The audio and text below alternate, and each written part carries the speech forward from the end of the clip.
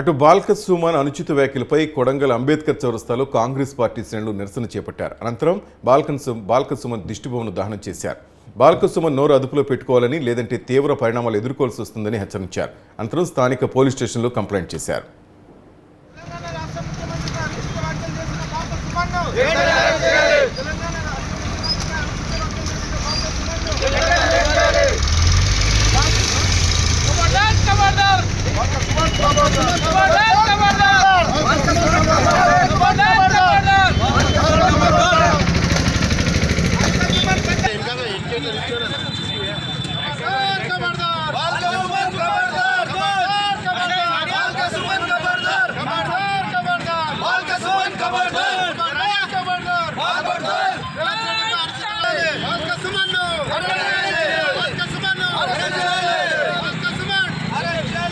ఈరోజు తెలంగాణ రాష్ట్రంలో తెలంగాణ రాష్ట్ర ప్రజల సంక్షేమం కొరకు తెలంగాణ ప్రజలకు ఇచ్చిన హామీలు నెరవేర్చాలనే ఉద్దేశంతో ఈరోజు ఉదయం నుంచి రాత్రనక పగలనక కష్టపడుతూ ప్రజలకు ఏ విధంగా కాంగ్రెస్ పార్టీ ఇచ్చిన 6 గ్యారంటీలను అమలు చేయాలనే ఉద్దేశంతో ప్రతిరోజు సెక్రటరియట్ వెళ్తూ ప్రజలను కలుస్తూ ప్రజాపాలనను నడిపిస్తున్న రేవంత్ అన్న పైన ఈ యొక్క బాల్క సుమన్ అనే విధవ ఒక సీఎంకు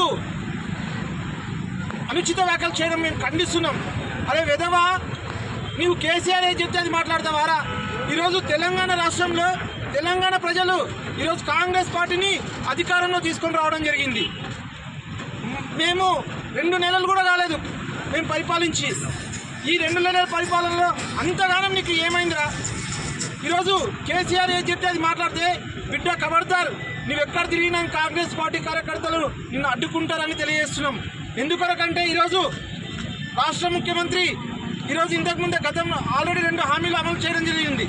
మహిళలకు ఉచిత బస్ ప్రయాణం కానీ, అదేవిధంగా ఇప్పుడు మళ్ళీ రేపు 8వ తారీఖు తెలంగాణ రాష్ట్రంలో జరిగే బడ్జెట్లో విద్యుత్ అంటే 200 యూనిట్ల వరకు ఉచిత విద్యుత్ కూడా ఇస్తామని హామీ ఇవ్వడం జరిగింది.